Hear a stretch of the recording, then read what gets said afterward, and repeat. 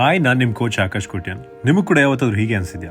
ನೀವೆಲ್ಲನೂ ಕರೆಕ್ಟಾಗಿನೇ follow ಮಾಡ್ತಾ ಇರ್ತೀರಾ, clean food ತಿಂತಾ ಇರ್ತೀರಾ, ವರ್ಕೌಟ್ ಚೆನ್ನಾಗಿ ಮಾಡ್ತಿರ್ತೀರಾ, ಟೈಮಿಗೆ ಕರೆಕ್ಟಾಗಿ ನಿದ್ದೆನೂ ಮಾಡ್ತಾ ಇರ್ತೀರಾ. But your face looks swollen, jeans feel tighter, body feels heavier.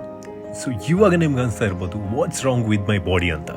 ಹೇಳ್ತೀನಿ ಕೇಳಿ. ನೀವು ಕಾನ್ಸ್ಟೆಂಟ್ ಆಗಿ ಸ್ಟ್ರೆಸ್ನಲ್ಲಿದ್ದಾಗ, ಅಥವಾ ಓವರ್ ಥಿಂಕ್ ಮಾಡಿದಾಗ, ಫುಡ್ಸ್ನ ಸ್ಕಿಪ್ ಮಾಡಿದಾಗ, ಸ್ಲೀಪಿಂಗ್ ಕಡಿಮೆ ಮಾಡಿದಾಗ, ಅಥವಾ ತುಂಬ ವರ್ಕೌಟ್ಸ್ ಮಾಡಿದಾಗ ನಿಮ್ಮ ಕಾರ್ಟಿಸಾಲ್ ಡೆಫಿನೆಟ್ಲಿ ಹೈ ಆಗುತ್ತೆ. ಸೊ ಕಾರ್ಟಿಸಾಲ್ ಯಾವಾಗಲೂ ಹೈ ಆದಾಗ ನಿಮ್ಮ ಬಾಡಿ ಹೀಗೆ ರಿಯಾಕ್ಟ್ ಮಾಡುತ್ತೆ.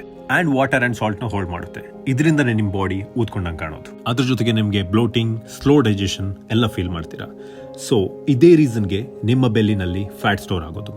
ಆ ಫ್ಯಾಟ್ ಸ್ಟೋರ್ ಆಗೋದು ಕೂಡ ಆರ್ಗನ್ಸ್ ನ ಪ್ರೊಟೆಕ್ಟ್ ಮಾಡೋಕೆ. ಸೊ ನೀವು ನೋಡ್ತಿರೋ ಆ fat gain mostly water retention, inflammation, stress, weight and not actual fat. And ನಾವು ದೊಡ್ಡ ತಪ್ಪು ಮಾಡೋದಿಲ್ಲ ಗೊತ್ತಾ?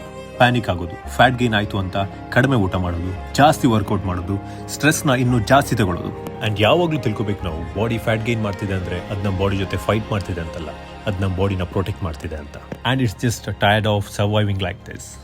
ಅಂಡ್ ಕೊನೆಯದಾಗಿ ನೀವು ಮಾಡಬೇಕಾಗಿರೋದಿಷ್ಟೇ, ಟೈಮಿಗೆ ಊಟ ಮಾಡಿ, ಪ್ರೋಟೀನ್ ರಿಚ್ ಫುಡ್ನ ನಿಮ್ಮ ಡಯಟ್ನಲ್ಲಿ ಆ್ಯಡ್ ಮಾಡ್ಕೊಳ್ಳಿ, ಮಿನಿಮಮ್ 8 hours ನಿದ್ದೆ ಮಾಡಿ, ವರ್ಕೌಟ್ ಮಾಡಿ, and last, spend time around people who makes you feel safe, not small. ಆದಷ್ಟು ಬೇಗ ಸ್ಟಾರ್ಟ್ ಮಾಡಿ. ಹೊಸ ವರ್ಷಕ್ಕೋಸ್ಕರ ಕಾಯಕ್ಕೆ ಹೋಗಬೇಡಿ. See you on next video. Bye.